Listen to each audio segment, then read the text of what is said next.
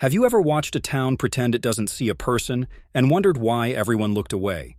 They called it Hollow Creek, Mississippi, a place where church bells ring on Sunday and judgment sits in the pews the rest of the week. The town prayed loud and listened quiet. Imagine a chill in the air, cottonwood seeds drifting across the square, and a man who walks like he carries every secret in that county. His name is Isaiah Cole. He arrives on a Sunday with a paper bag, a rusted pocket watch, and a face that will not meet anyone's eyes. If this is your first time in top core American storytelling, hit the subscribe and turn on notifications so you never miss another powerful real-life story from top core. Tell us in the comment box the country you are watching it from. Share this video with someone who still believes truth always finds its way. Isaiah did not come looking for trouble. He came because the road had nowhere else to take him. His clothes were thin from years of living with a grief that would not let him sleep. He slept near the train station behind a platform that smelled of oil and old iron. By day, he sat on the courthouse steps, where people crossed with business on their minds.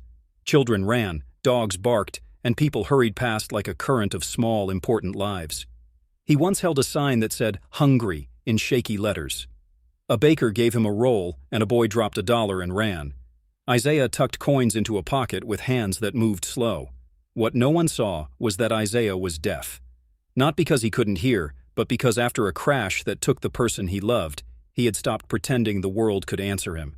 On his first morning, Harold Benton, owner of the market, looked Isaiah up and down and muttered a word that smelled like contempt. Sheriff Tom Weller, who liked neat streets, watched him for 2 blocks, just to be sure. Reverend Miles crossed to the other side of town, as if proximity were a kind of cleanliness.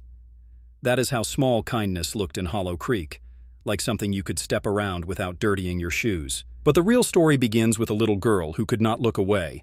Nyla Brooks had hair in 2 pigtails and a laugh that fell like bright coins. She came to the church fair with Miss Etta, her grandmother, where pies steamed and people traded news like they traded favors. Nyla was 8, quick to ask a question, and she stuttered when she tried to say hard things. She watched Isaiah sit under an oak, sketching on a crumbly piece of cardboard. He drew lines that looked like music and a woman holding a baby. "Grandma, why he don't talk?" she asked. Miss Etta paused with a pie in her hands. "Some folks got their own kind of quiet, baby. Help me box these." Nyla's chin lifted, not satisfied. The quiet around Isaiah felt wrong to her. She wanted things to be fair without knowing what fairness meant. She slipped away from the pie table and moved through people who pretended not to see. Her small hand held a bun wrapped in a napkin. When she reached Isaiah, she could see his fingers moving across the cardboard, telling a story. She set the bun on his knee and, with a fat crayon she had taken from a craft table, wrote on a scrap. "Hi, I'm Nyla." She left a crooked smile in the corner. Isaiah looked up. For a moment, he was a man who had forgotten how to hope. Then, with careful letters that came as if from far away, he wrote back, "Hello, little light." The letters trembled like someone reaching through a long silence. He made a small sign with his hands, slow and gentle, and Nyla copied it as if learning a new rhythm. That simple exchange changed something in both of them. Isaiah wrapped the bun in a paper towel and ate like a man tasting a memory. Nyla felt she had broken an unspoken rule adults kept. She had touched someone others had decided to pass by. She did not understand the rules. She only knew a person near the courthouse steps had stopped being invisible. Of course, the town noticed.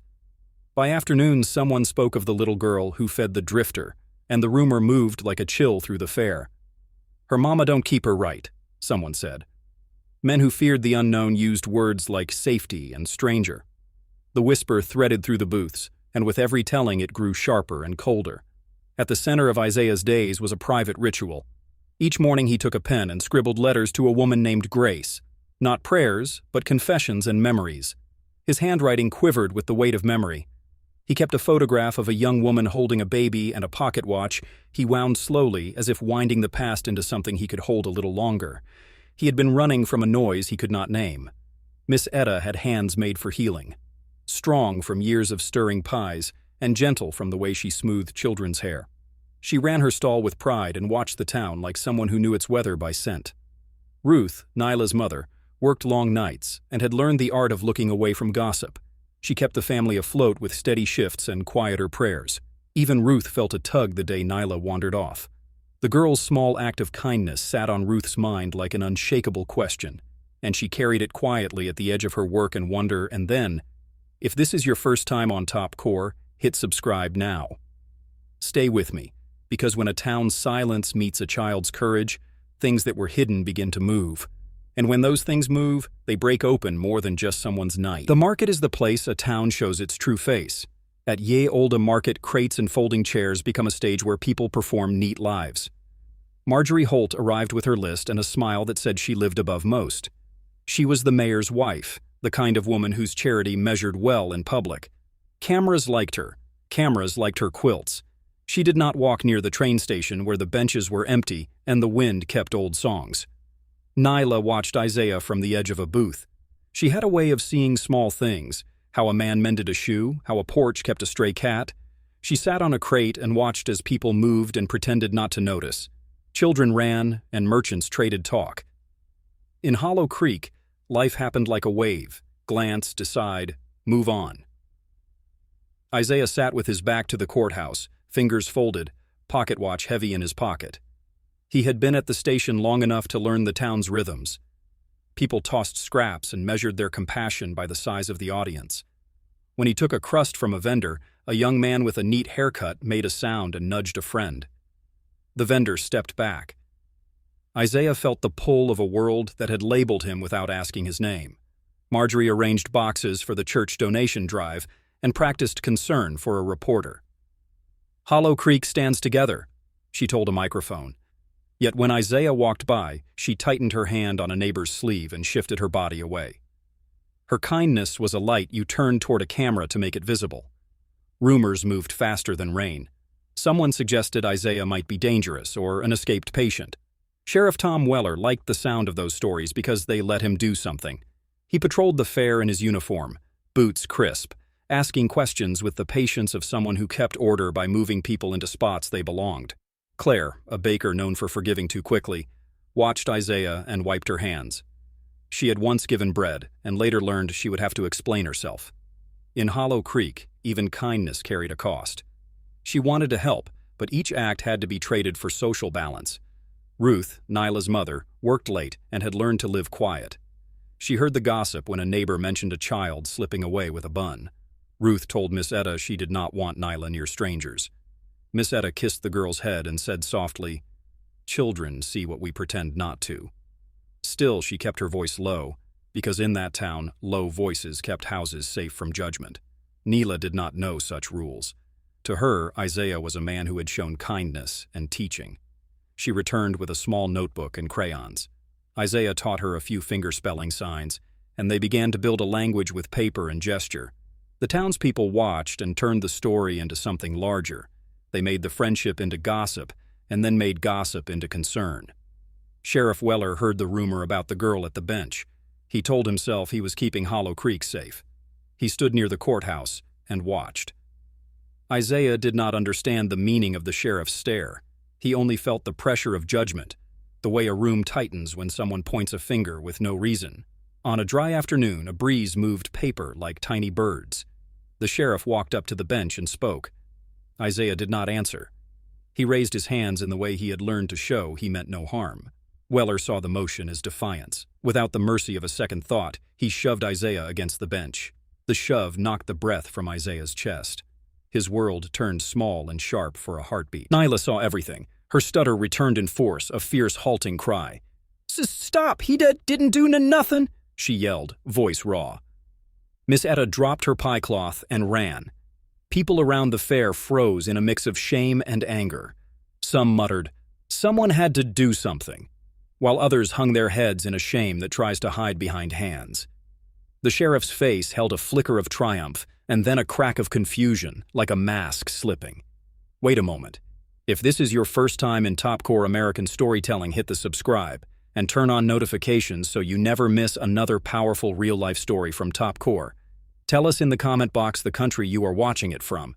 Share this video with someone who still believes truth always finds its way.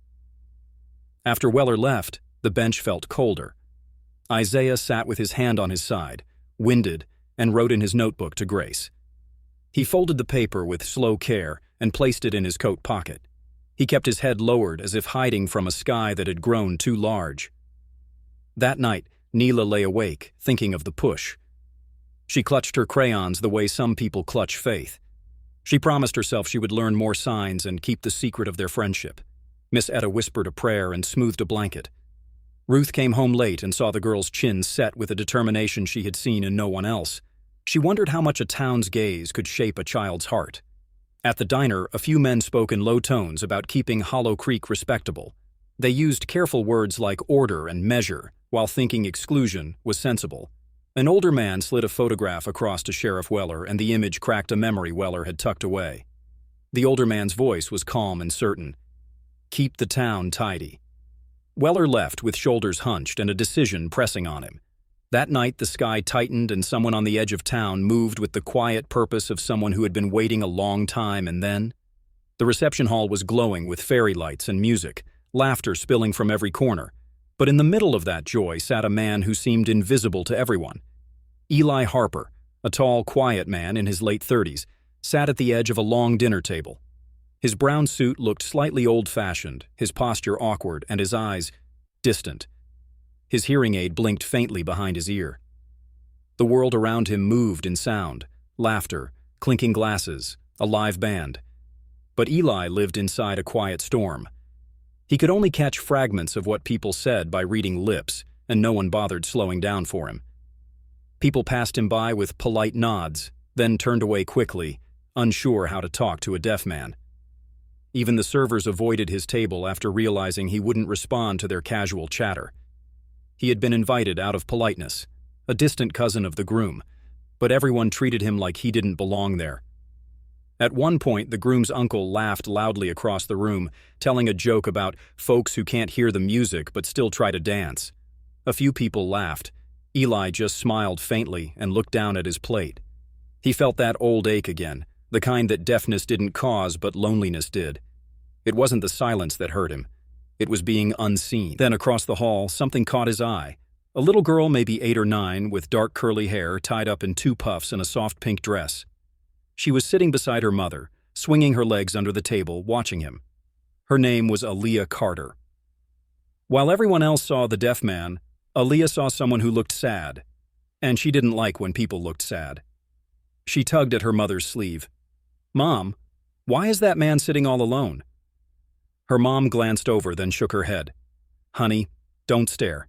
He's just quiet, okay?" But Aaliyah didn't look away. She noticed how his fork stayed still, how no one talked to him, and how he kept pretending to be fine. Something in her little heart whispered, he needs a friend. When the band started playing a slow jazz tune, people moved to the dance floor. The laughter got louder, the room warmer. But Aaliyah quietly slipped away from her mother's table and walked toward Eli's corner.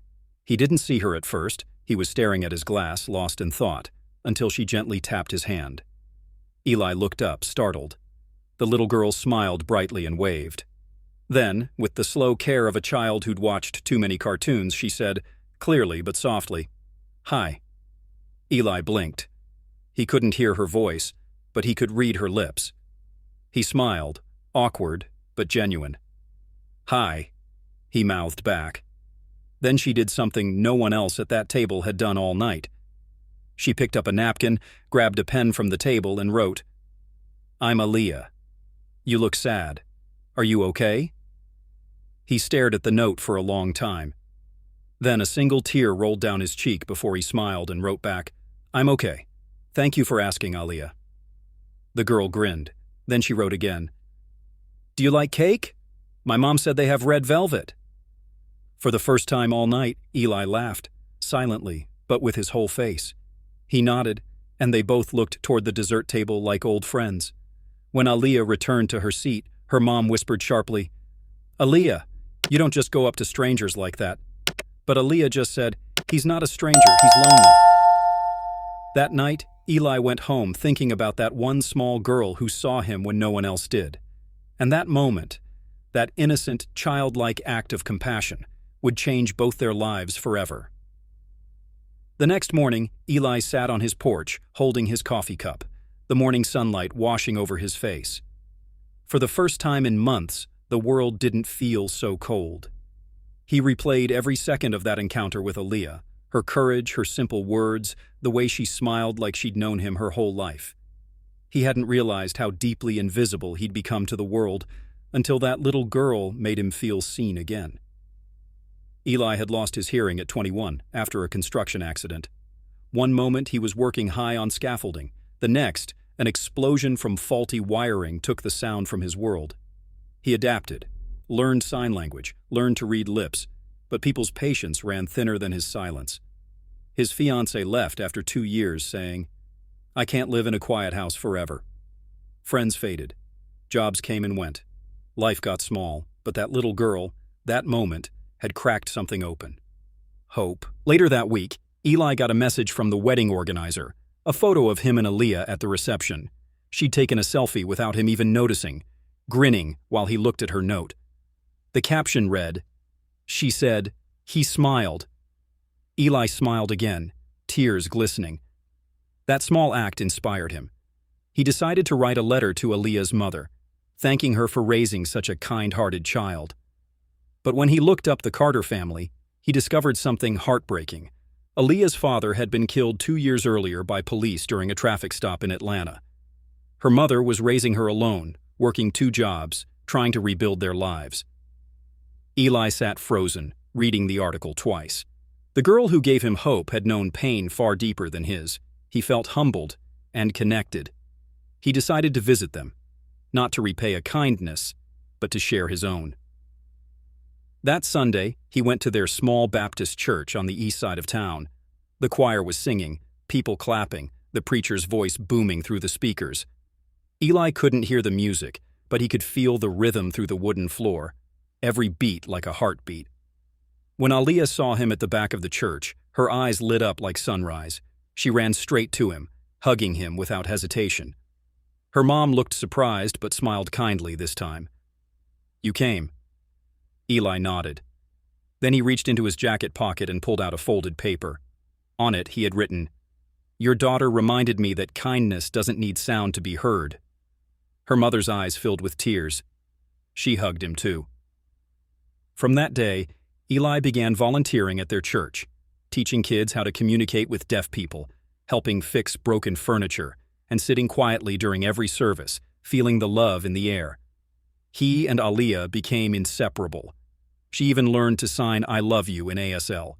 It became their secret handshake.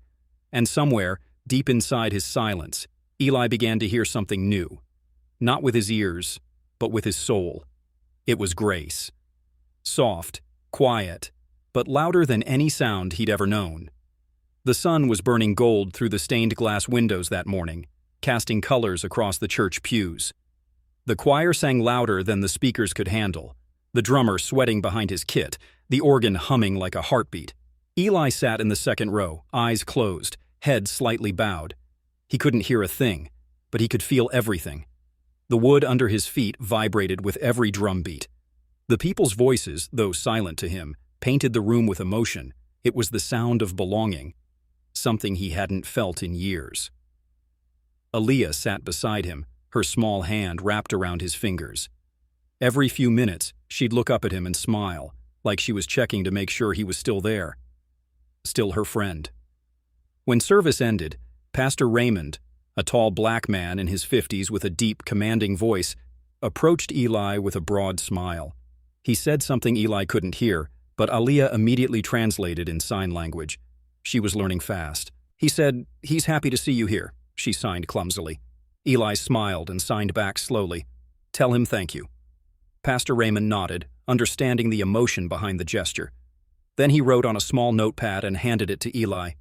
"You don't need to hear to feel God's word, brother. Sometimes his loudest voice is silence." Those words stayed with Eli. All week. He'd sit on his porch after work and think about them while the crickets sang. He started to write again, something he'd stopped doing years ago. Not just letters or notes, but his thoughts. He wrote about loneliness, about kindness, and about a little girl who reminded him that life still had color.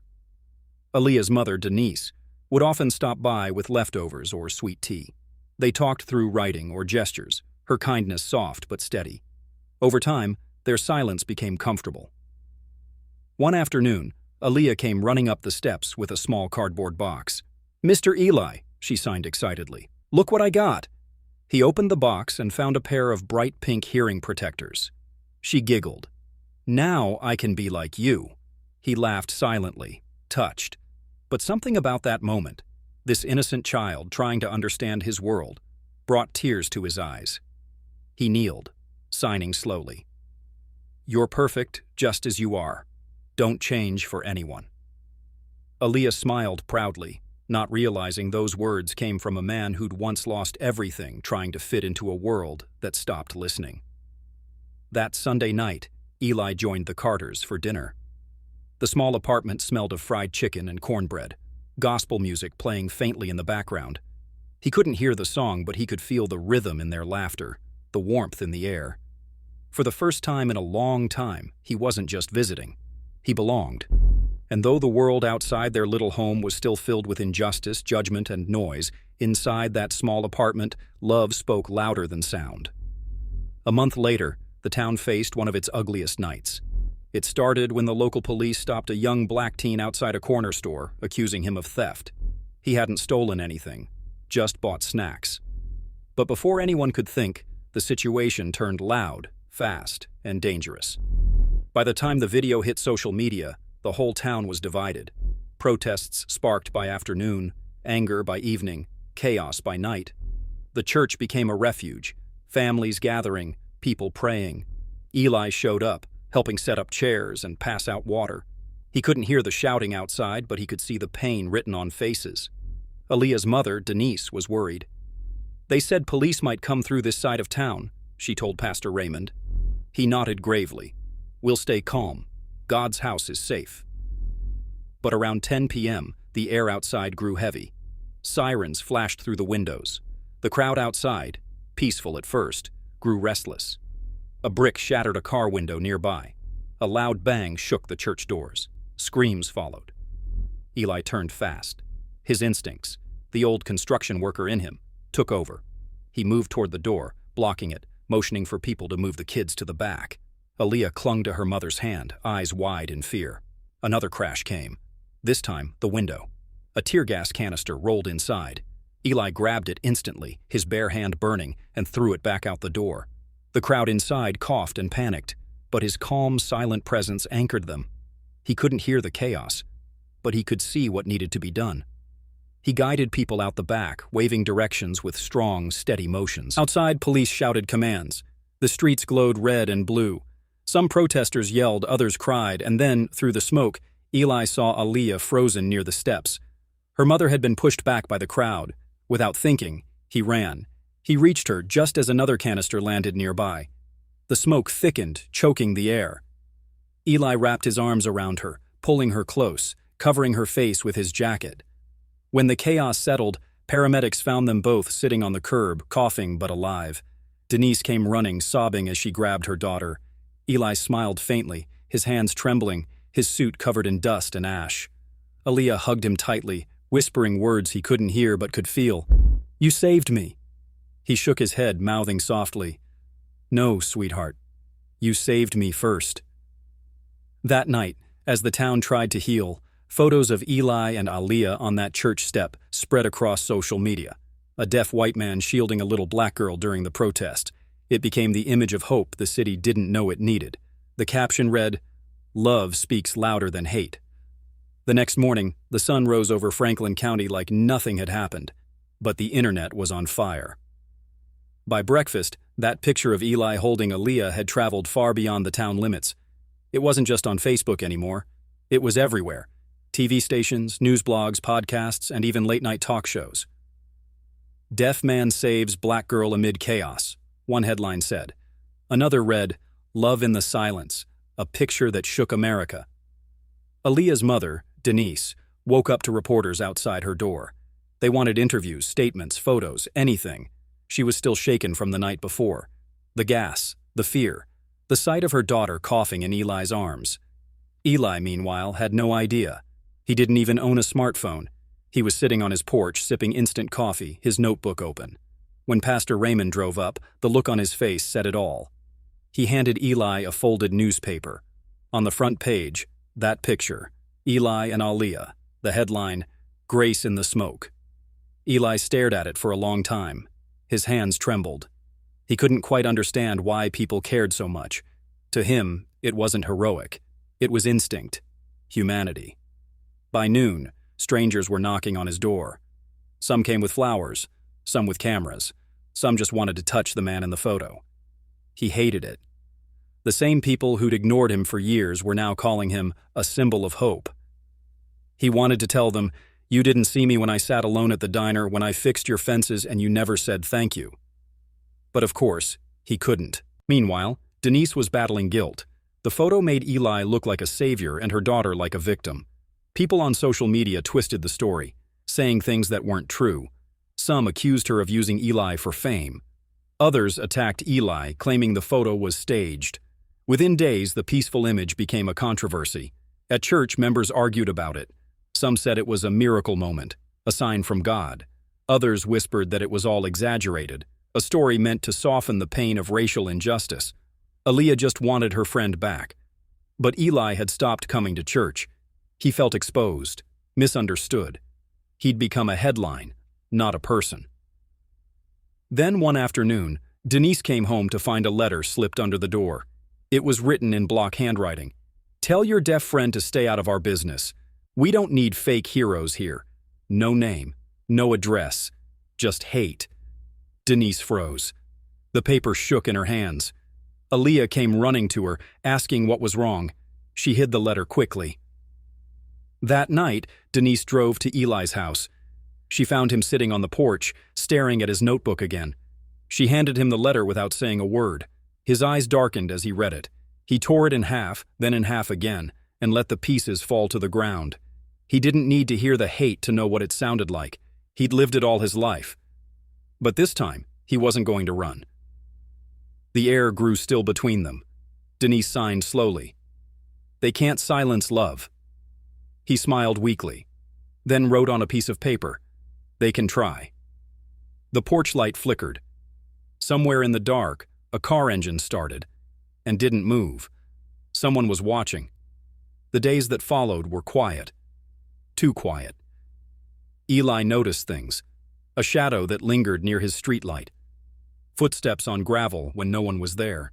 A truck that passed his house twice every night. He didn't tell anyone. He just kept his head down and his hands busy.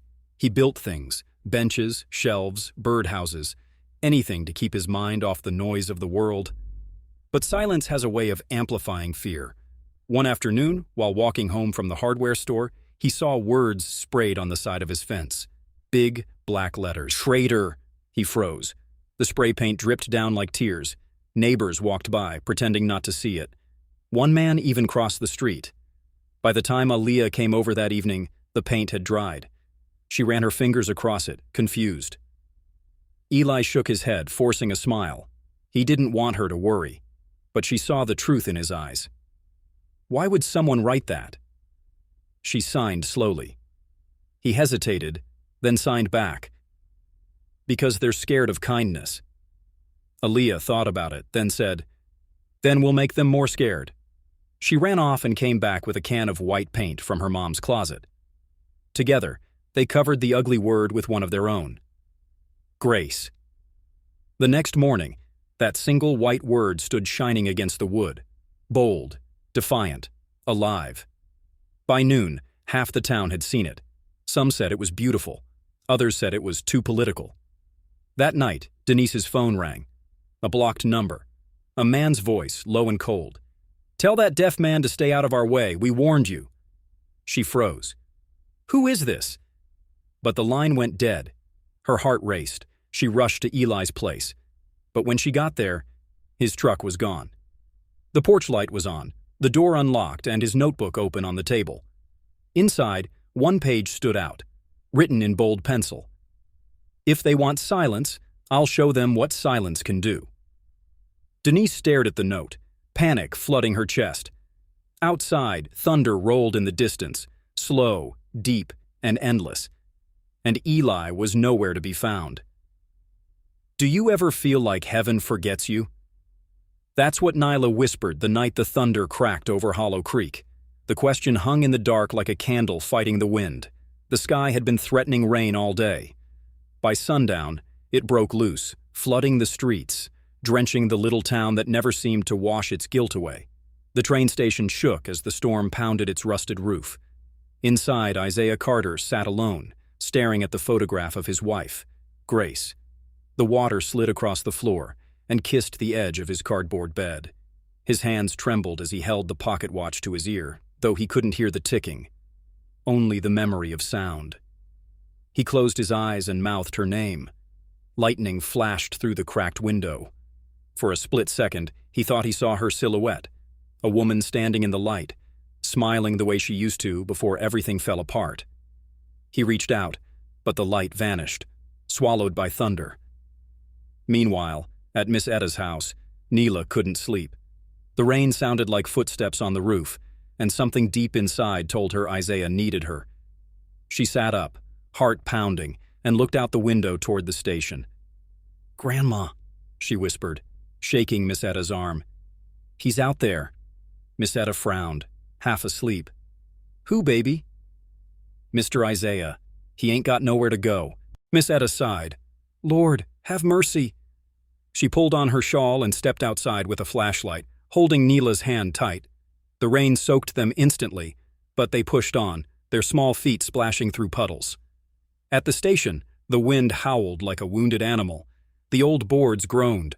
Isaiah sat by the wall, clutching his soaked papers, letters to Grace, as the storm ripped through. One by one, the pages flew away, plastering against wet bricks and disappearing down the street. He scrambled to grab them, his fingers slipping on the soaked ground. That's when his foot caught a broken plank. He stumbled, hit his head, and fell into the rising water. For a moment, everything went black. When Nyla and Miss Etta arrived, the flashlight beam danced across the flooded floor. Nyla gasped. She saw a hand. "There!" she cried.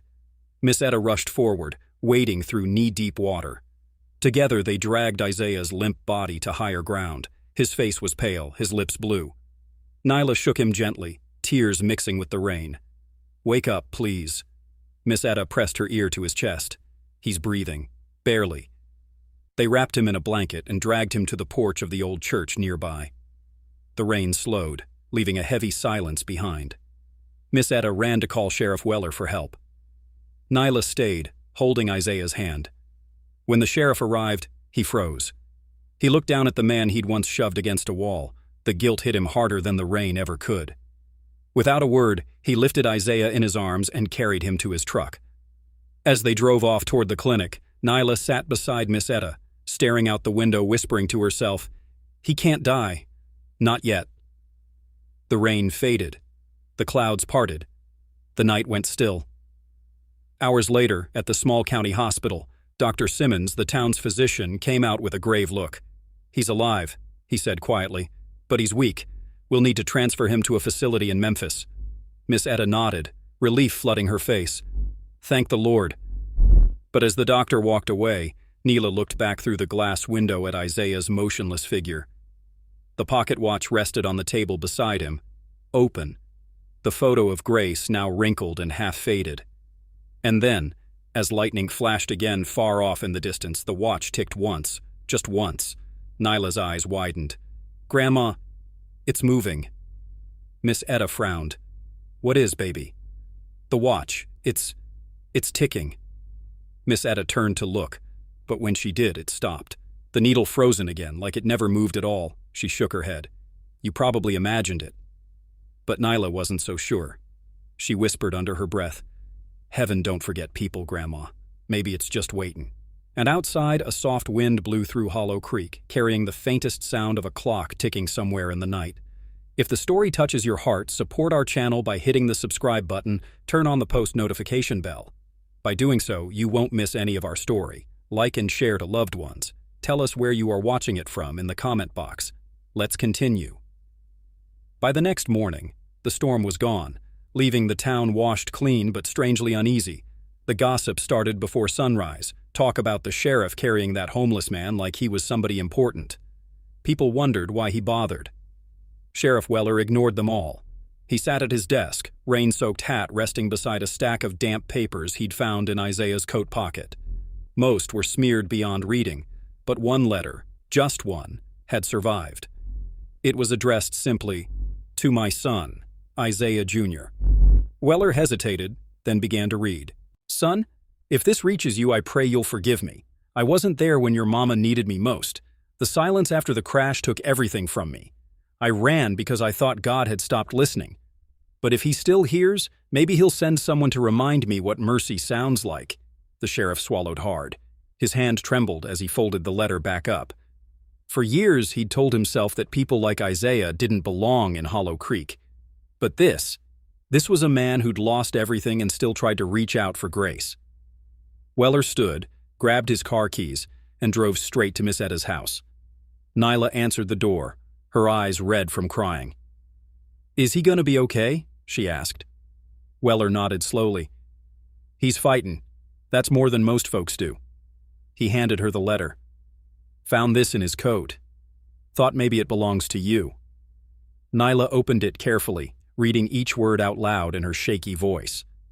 Miss Etta listened, tears glistening on her cheeks. When she finished, Nyla whispered, "He got a son." Miss Etta took a deep breath.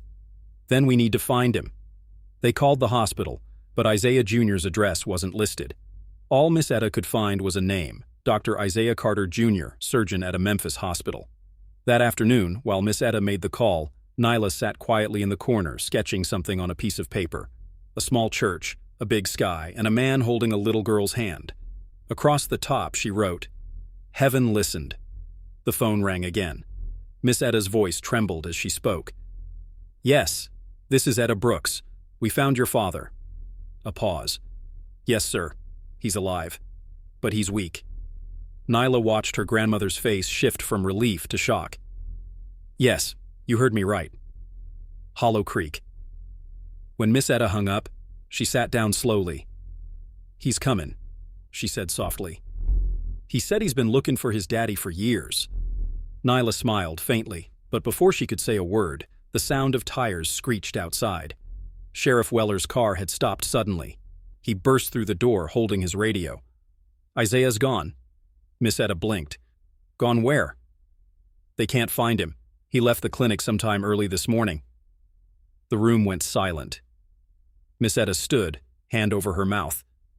"But he couldn't even walk on his own." Weller nodded grimly. "That's what they said." Outside, the wind picked up again, tossing leaves down the street. Nyla looked out the window toward the church steeple glowing in the afternoon light. Something deep in her chest told her he wasn't gone for good. "Grandma," she whispered, "he didn't leave us. He's going somewhere heaven told him to." Miss Etta turned to her slowly. "And how would you know that, baby?" Nyla smiled faintly. "Because I can still feel him listening." The camera of the mind would pull back here, the old train station glistening under the fading sun, a torn photograph drifting in the puddle by the tracks, the faintest sound of a watch ticking again. Tick, tick, tick, and then silence. Did anyone else hear that? And then, the question trembled out of Samuel's mouth as if it didn't belong to him.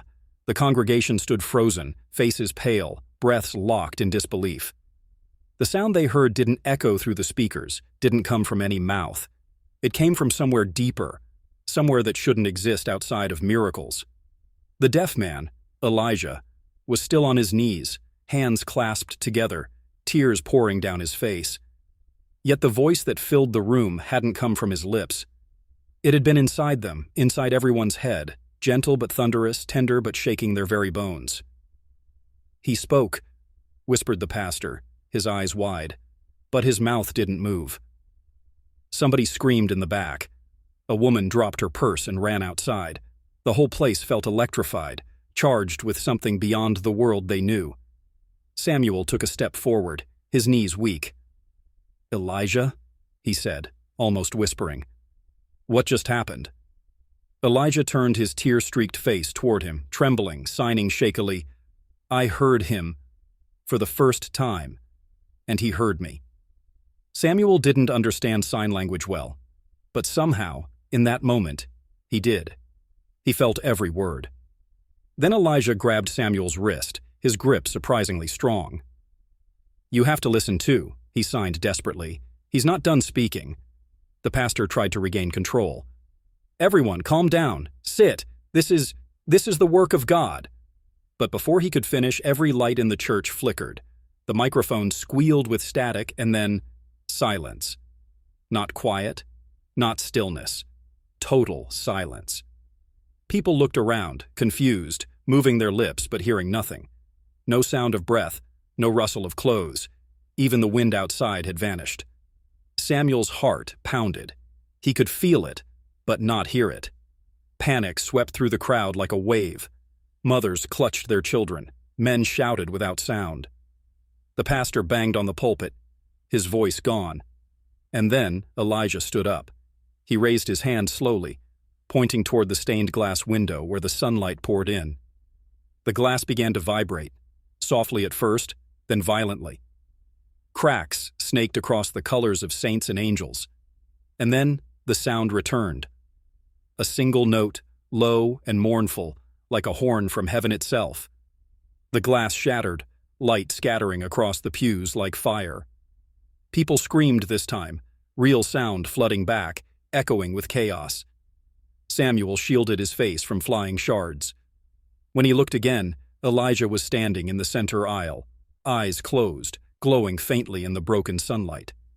He wasn't afraid. He looked peaceful. The pastor stumbled forward. "In the name of Jesus." But Elijah opened his eyes, and his first audible word, the first he had ever spoken, slipped out like a prayer. "Listen." The microphone exploded. Sparks flew. The power died completely, leaving only sunlight and gasping breaths. Outside, thunder rolled, not from clouds, but from somewhere deeper. And then, through the shattered window, a white feather drifted down and landed on Samuel's shoulder. He picked it up, trembling. The air felt alive, and in the stillness, a whisper brushed against his ear. "She's the key." He turned sharply toward Elijah, but the man was gone. Gone. Vanished into thin air. Samuel staggered back, heart racing. No, where did he... But before anyone could answer, the church doors burst open, and standing there, barefoot and crying, was the little black girl, the same one who'd first spoken to him outside that grocery store. Her voice quivered through the silent crowd. "He said you'd need me when heaven starts listening." And just like that, every light in the church turned back on. But something in Samuel's chest told him that whatever had just begun wasn't holy peace. It was a holy storm. The girl's name was Amara. She couldn't have been more than 9, her shoes worn down to nothing, her small frame trembling as she stood at the front of the church. Samuel's throat tightened. "Amara, how did you find me?" She didn't answer right away. Instead, she pointed to the cracked, stained glass window, where sunlight now poured through in one blinding stream. "He told me," she whispered. The crowd murmured again, uneasy. The pastor, pale and sweating, motioned for Samuel to step aside.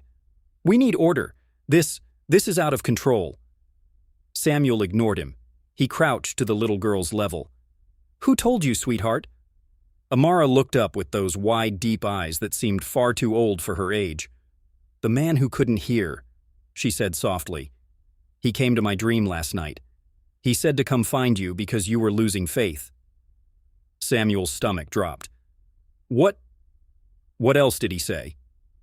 "He said," she whispered, "when the world goes silent again, don't run. That's when heaven listens best."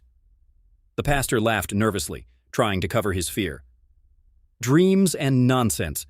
This is hysteria." But the people weren't listening to him anymore. They were watching Amara. There was something about her, something pure, but also unsettling. Samuel placed a trembling hand on her shoulder. "Amara, where are your parents?" Her lip quivered. "They left when I started hearing voices no one else could." That hit Samuel hard. The crowd gasped. Elijah's disappearance, the silence, the shattered glass. Now this girl claiming connection to him. It didn't feel random anymore, it felt connected. Amara stepped past him and looked at the cross above the altar. He said the church isn't listening to people like him anymore. That's why he came back. The pastor snapped. Came back? From where? Amara turned to him slowly. From the place you told him he'd never reach. The air went heavy. Every eye turned toward the pastor, who backed up a step, sweat glistening on his forehead. What are you implying, little girl? Amara's eyes filled with tears. You told him he didn't belong in God's house because he couldn't sing your songs. Murmurs rippled through the pews. The pastor's jaw tightened. That's enough. But Samuel stood up sharply. Is it true? He demanded. The pastor hesitated. Then his silence said everything. The crowd erupted. Voices overlapping, judgment mixing with guilt. The same people who had ignored Elijah now found themselves choking on shame. Samuel's heart ached. He'd been one of them. Then, all at once, every sound vanished again. Total silence. Amara looked up, eyes wide. It's happening again. The sunlight dimmed. The church darkened. Samuel grabbed her hand. Stay close to me. A deep vibration rolled through the floorboards, like a heartbeat under the earth. The stained glass fragments on the floor began to rise, slowly lifting into the air, floating like dust caught in reverse. And there, in the center of it all, a shape began to form. A faint silhouette of a man, light shimmering where his body should be. Amara whispered, He's not gone.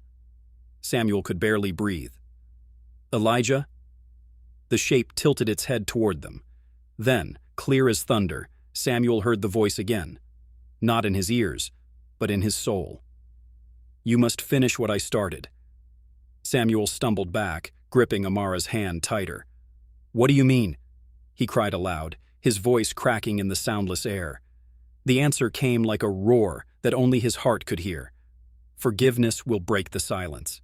The light grew brighter, blinding, burning until Samuel had to shut his eyes, and when he opened them again, Elijah's shape was gone.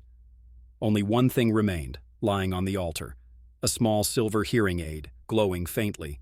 Samuel reached for it, trembling, but as his fingers touched the metal, a searing pulse of energy shot through him, images flashing before his eyes, Elijah in the hospital, the pastor shouting, a voice whispering from beyond. You silenced the wrong man. Samuel gasped and fell to his knees, clutching his chest. Amara leaned down beside him. He said it's your turn to listen now. Her voice echoed strangely, layered with another voice beneath it, Elijah's.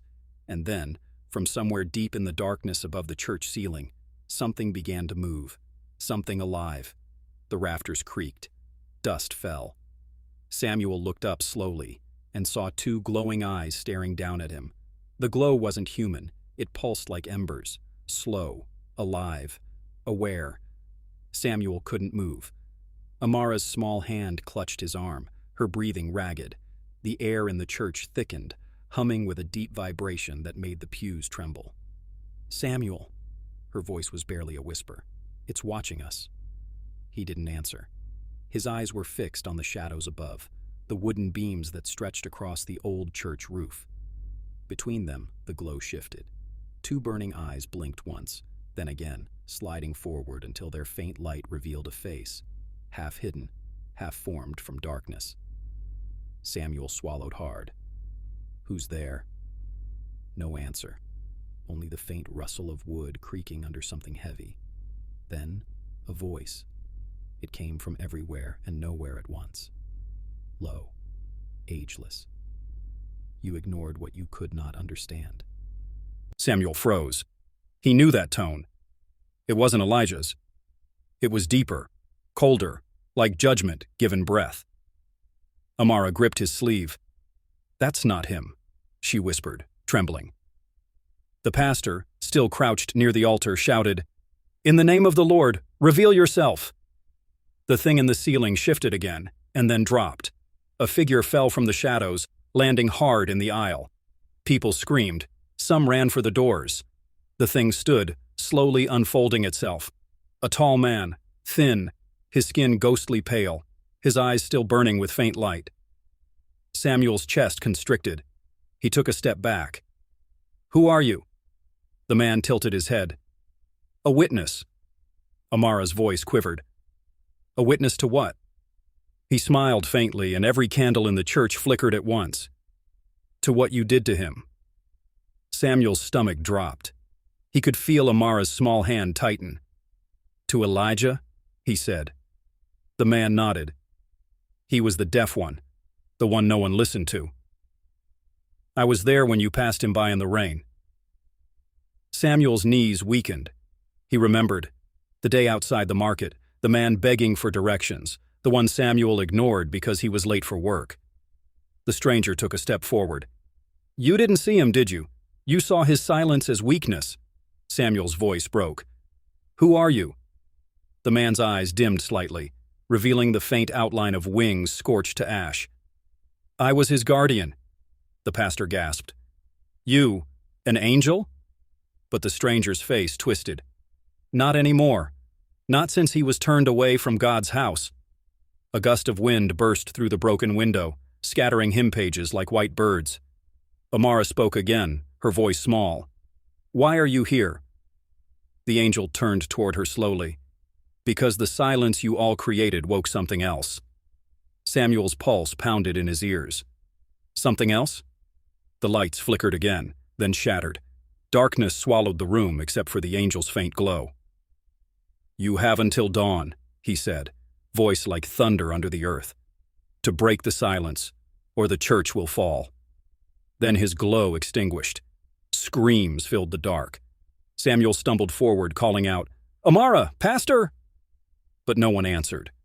The sound of footsteps echoed, fast and scattered. And then, an arm grabbed him from behind. He turned sharply, ready to fight. It was Amara, shaking, her eyes wild. Samuel, look. He followed her gaze. At the back of the church, the cross that hung above the entrance was bleeding. A single drop of dark red slid down its wooden edge and hit the floor, and as it touched the tile, the church bell, dead for years, began to ring. Slow, deep, each toll shaking the ground. Amara looked up at him, tears streaking her cheeks. It started, Samuel whispered. What started? But the answer came from the air itself, thick and trembling. Judgment. And before he could move, the church doors slammed shut on their own, the locks twisted. The bell rang again, and this time, blood dripped from the ceiling.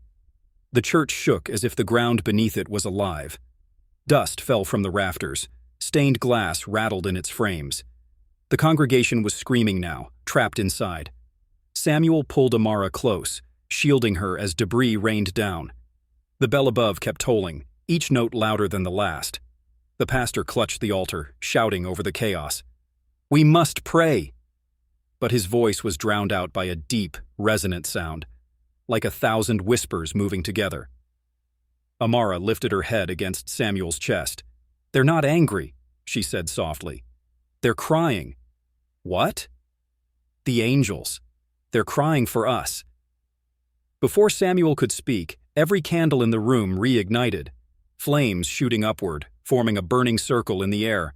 And inside that circle, the faint outline of Elijah appeared again, head bowed, hands glowing faintly. Elijah, Samuel shouted, stepping forward. Amara held his hand tighter. Wait, he's not all here yet. Elijah lifted his face. His eyes were full of sorrow. You let them silence love in my house, his voice echoed, trembling through the walls. Now love is the only thing that can save it. The pastor stumbled forward. We didn't know. Lord, forgive us. Elijah's voice cut like thunder. Forgiveness is earned through truth. The circle of fire began to expand, licking at the pews. Smoke filled the air, but it didn't burn. Its touch felt cold, like memory itself. Samuel coughed, squinting through the haze. What do you want from me? Elijah pointed to the altar. Take it. Samuel looked down. The silver hearing aid still lay there, gleaming through the smoke. He reached for it, but as soon as his fingers brushed the metal, his vision blurred again, flashes of Elijah's past flooding his mind. He saw Elijah as a child, signing to his mother in a small church. He saw people mocking him when he couldn't join the choir. He saw the same pastor turning him away years later, saying the church wasn't equipped for his needs. Samuel stumbled back, gasping. We failed him. Elijah's voice broke. No, Samuel, You failed yourself. The angel's voice, deeper, colder, echoed from the darkness. Time is almost gone. The church groaned, the wood cracking. The bell rang again, this time splitting in two. Amara began to pray aloud, tears streaming down her cheeks. Please, God, don't take him away again. Samuel clutched the hearing aid, pressing it to his chest. The heat surged through his hands, fire and light mixing. He cried out, falling to his knees. Amara knelt beside him, sobbing. Samuel, what's happening? He looked at her, his voice trembling. He's showing me what comes next. Amara's eyes widened. What do you see? Samuel's body shook violently as visions flooded his mind. Of the town, of people crying in the streets, of water rising through the roads. The silence, he whispered. It's spreading. The pastor screamed as cracks split the floor beneath the altar.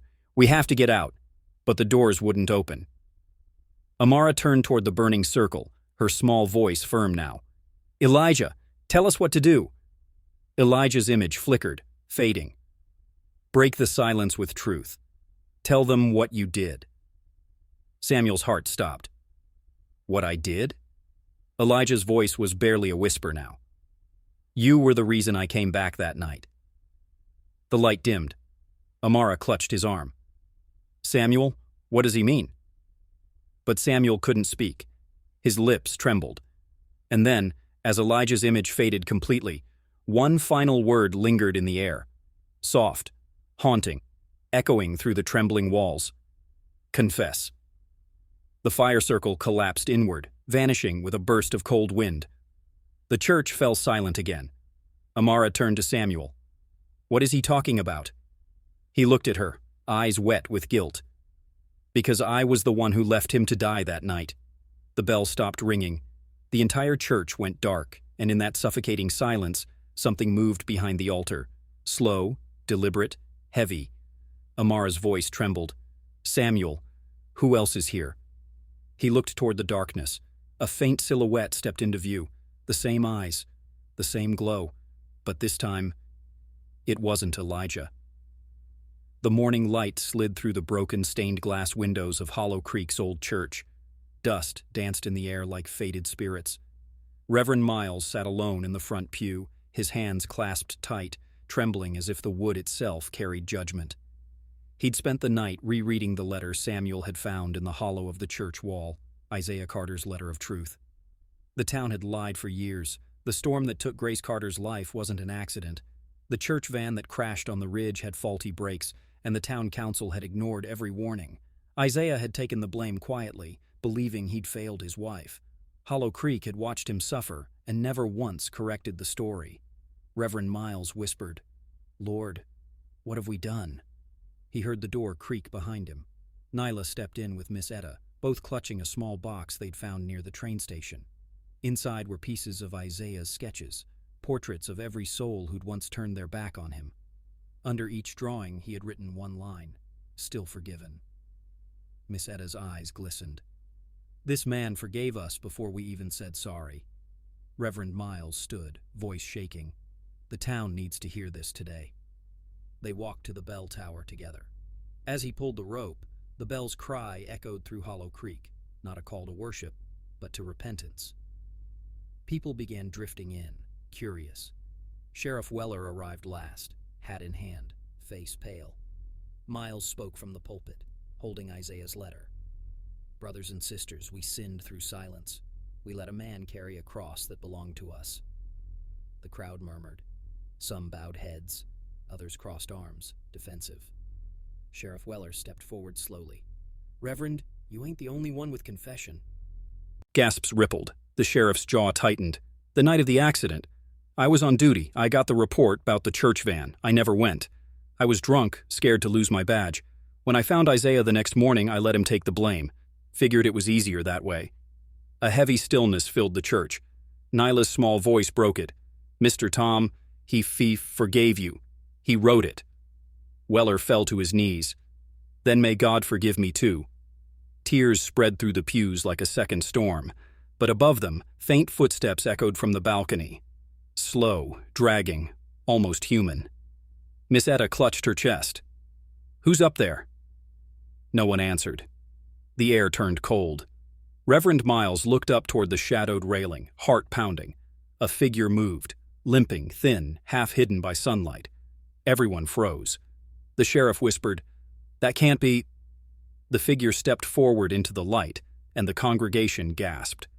It was Isaiah Carter Sr. alive. He looked frail, wrapped in a worn blanket, eyes hollow, yet burning with something beyond this world.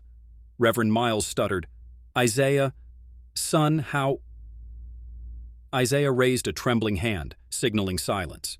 His lips barely moved, but his eyes did the speaking. Nyla, already climbing the steps, signed back to him. Simple words they both knew. "You came home." He nodded. The church erupted in whispers. Dr. Carter, his son, rushed forward from the doorway. He'd returned from Memphis after sensing something was wrong. He reached the balcony, tears streaming, and fell to his knees before his father. "Dad, we thought—" Isaiah placed a shaking hand on his son's face, then pointed toward the ceiling cross. His fingers spelled, "Truth lives." Reverend Miles read aloud the last page of Isaiah's letter. "If they ever remember me, tell them I heard heaven once, in the voice of a child who refused to let me disappear." The words broke whatever hardness still clung to Hollow Creek's people.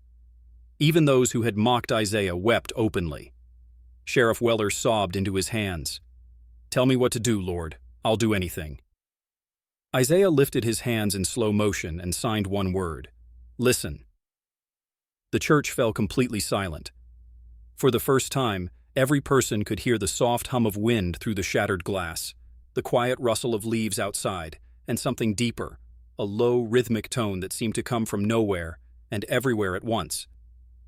Nyla whispered, "Music." Dr. Carter turned, astonished. "He can hear it?" Isaiah smiled faintly, nodded once, and mouthed, "Grace?" The light from the stained glass landed directly on Nyla, bathing her in colors of gold and blue. Her stutter vanished as she whispered, "Heaven's listening again." Then, from outside, came a sudden crash, the sound of metal against stone. Miss Etta screamed. Sheriff Weller grabbed his gun out of habit, running toward the door.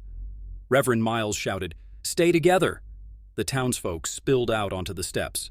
Down by the road, smoke curled from an overturned truck, the same food delivery vehicle that had been headed to the new Grace house. The driver was trapped inside, unconscious. Flames licked the engine. Without hesitation, Isaiah Jr. sprinted toward it, while others hesitated in shock.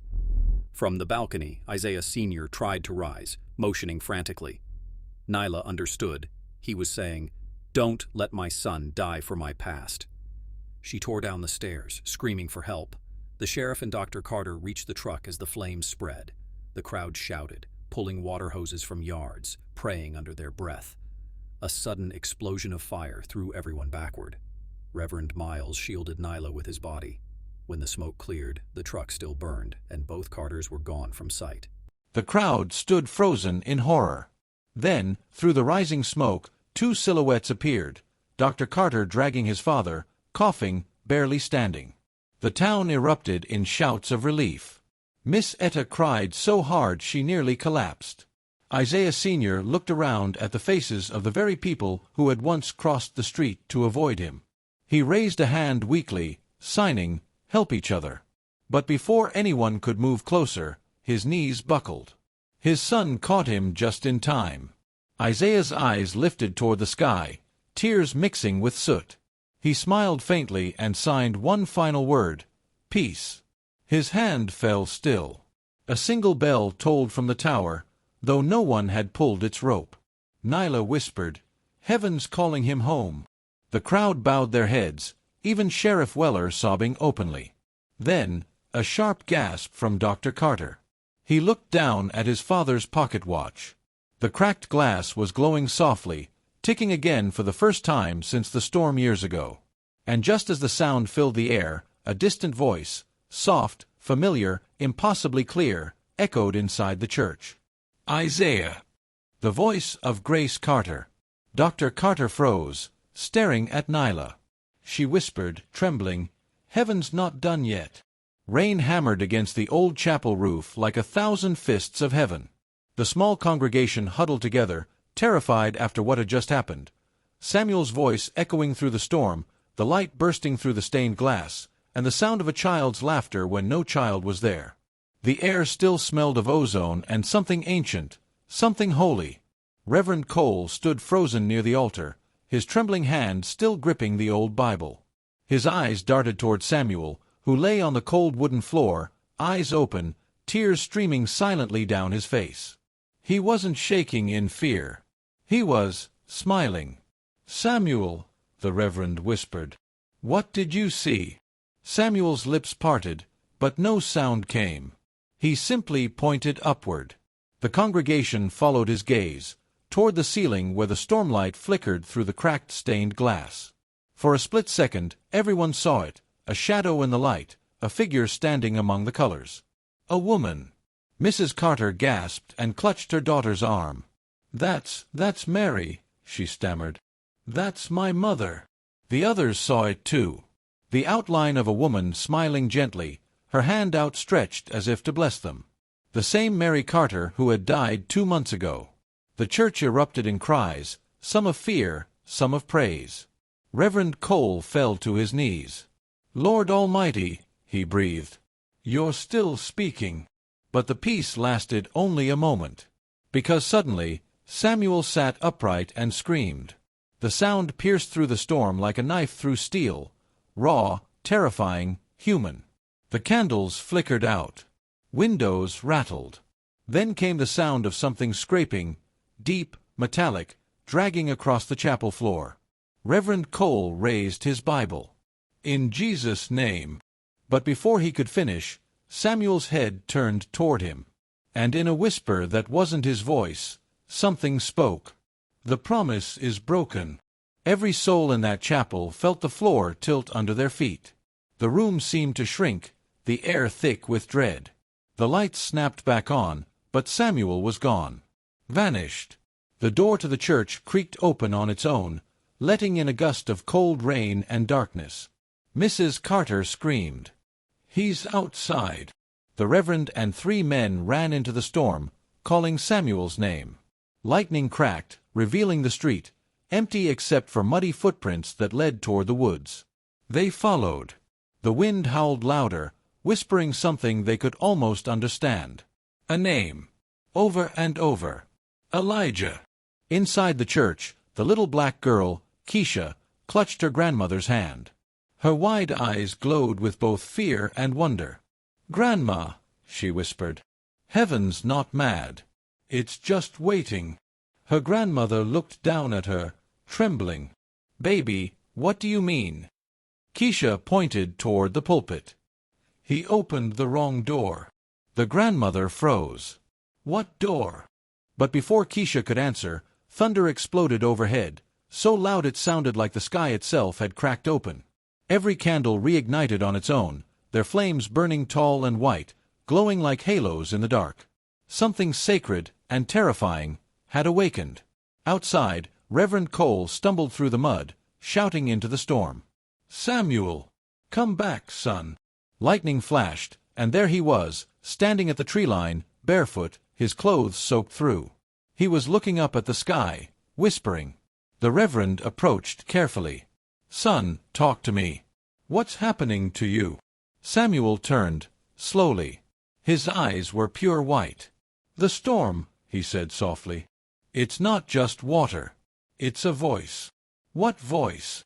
"The same one that spoke to her," Samuel said, nodding toward the church. "The same one that called your name when you stopped believing." The Reverend froze, his heart thudding painfully. "What did it say to me?" Samuel smiled faintly. "It said your prayer is still waiting for an answer." And then, just as another flash of lightning hit, the boy vanished again. The only thing left behind was a cross burned into the ground where he had stood. The Reverend fell to his knees in the rain, sobbing, whispering over and over, "Lord, don't leave me now." "Not again." The storm howled louder, answering with what sounded like a whisper of wind. "Then stop hiding." By morning, the storm had passed.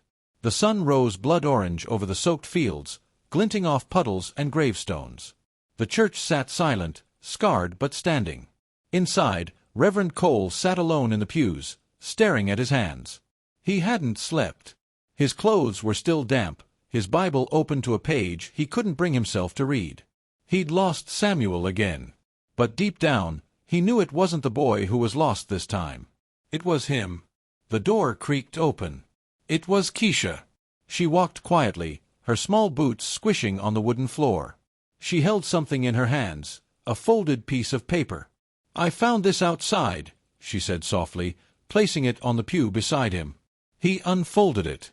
The handwriting was shaky, wet with smudged ink. It read, "He isn't deaf anymore." Reverend Cole's breath caught. What does this mean? Keisha tilted her head. He heard the voice. The same one that talked to me. The Reverend's pulse quickened. "You heard it too?" Keisha nodded, eyes wide. "It said heaven doesn't ignore broken things, it uses them." The Reverend leaned back, his chest tightening. He'd spent years preaching about faith while drowning in doubt. Now a child stood before him, holding proof that the world wasn't as silent as he thought. But then Keisha added something that froze him cold. It also said the deaf man wasn't born that way. The Reverend frowned. "What do you mean?" She whispered. He chose not to listen. For the first time, Reverend Cole couldn't speak. His throat tightened as memories flooded in, of his own son's death, of the night he stopped praying, the years he pretended faith was still easy. Tears welled in his eyes. "Lord," he whispered, "is that what you've been trying to tell me all this time?" A sudden wind blew open the church doors. Papers scattered. The candles blew out. Keisha turned toward the doorway, eyes glowing with something unearthly. "He's coming back," she said softly. "Who is?" "The one who stopped listening." The Reverend looked through the open door, heart pounding. And there, at the far end of the road, soaked in morning light, was a figure limping toward the church. It was Samuel. But something was wrong. His walk was stiff, unnatural. His shadow stretched behind him too long, like it wasn't his. As the Reverend stood, a whisper brushed against his ear, barely audible, chilling his spine. "Not everything that listens, obeys." The road shimmered with the pale light of dawn as Reverend Cole stepped outside the chapel, rainwater dripping from the eaves like tears. The figure walking toward him, Samuel, looked both familiar and strange, like a photograph that had been left too long in the sun. Cole's heart pounded. He wanted to run to him, to hold him, but something about the boy's calm, steady walk made him freeze. Keisha stood in the doorway behind him, clutching her grandmother's hand. "He's different now," she said softly. The Reverend turned slightly. "Different how, child?" Keisha's eyes stayed on the horizon. "He's not carrying the storm anymore. The storm's carrying him." Samuel finally reached the church steps. His clothes were still damp, his hands scraped and bruised. Yet his eyes were clear, focused, alive. He looked up at the Reverend and said quietly, "You didn't lose faith. You just stopped listening to where it was coming from." The Reverend blinked. "Samuel, what happened to you last night?" Samuel took a deep breath. "When the storm hit, I ran. But it didn't chase me. It showed me things, people I've never met, faces I somehow knew. I heard crying from the river, whispers from the trees, even my mother's laughter. It wasn't ghosts, Reverend. It was reminders." Cole frowned, voice trembling. "Reminders of what?" Samuel looked toward the church door. "That every silence has a voice if you're brave enough to stand in it." Keisha's grandmother gasped softly, whispering, "Lord, have mercy." Then Samuel turned to Keisha. "You were the first one who saw me when no one else did. You didn't speak loud, you just spoke real. That's why I heard you." Keisha smiled faintly. "Because heaven listens when truth speaks." The Reverend swallowed hard, his heart twisting. "Why would heaven listen to me, Samuel? I buried my belief with my son. I've been preaching words I barely trust anymore." Samuel stepped closer, rainwater dripping from his sleeve. "Because heaven doesn't need perfect faith. Just honest hearts." For a moment, the two stood in silence, the broken pastor and the once deaf boy, both hearing what they'd ignored for years, the sound of forgiveness. Then, suddenly, the church bell rang. No one had touched it. The echo rolled through the small town, deep and heavy, shaking the air. The townspeople began spilling out of their homes, staring at the chapel in awe. Reverend Cole turned toward the bell tower, eyes wide. "That bell's been silent for 5 years," Samuel whispered. "Then maybe it finally heard us." But before anyone could respond, the bell struck one last time, and from inside the church came the sound of a crash. Wood splintering. A window shattering. Cole ran back inside. The pulpit had collapsed, and buried underneath was the old wooden box he thought was lost, the one containing his son's Bible and the last sermon he never finished. His hands trembled as he pulled it free. The pages were soaked, but one line was still clear, written in bold, black ink. "Even the deaf shall hear the truth of mercy." The Reverend sank to his knees, clutching the Bible to his chest. The weight of years fell away like wet sand. Tears poured freely as he whispered, "Lord, I hear you now. I do." Behind him, the church doors creaked open again. Samuel stood watching with a faint smile. But his reflection in the puddled floor was missing. Keisha whispered from the doorway, "He's not staying." The Reverend turned, but Samuel was already stepping into the light, his outline fading like morning fog. The bell rang one final time, softer this time, like a goodbye. And as the echo died, so did the rain. By the time the sun reached high noon, the storm had vanished, leaving behind a sky so blue it looked newly painted. The air smelled of rain and redemption. Word spread fast across town about what happened in that little church, about the deaf man who could suddenly hear, the bell that rang on its own, and the pastor who wept like a child before the altar. But no one spoke louder than Keisha. She sat with her grandmother on the church steps, telling anyone who came by, "Heaven doesn't shout, it whispers. You just gotta quiet your heart long enough to listen." The Reverend joined her, his coat still damp but his smile warm and peaceful. "You sound like a preacher yourself," he said. Keisha grinned. "Nah, I just listen better than most grown-ups." He laughed softly. "You might be right about that." Then, from the distance, they heard singing, a crowd gathering, voices harmonizing in the street. People from every side of town, white, black, rich, poor. They came carrying umbrellas, candles, food. No one was arguing.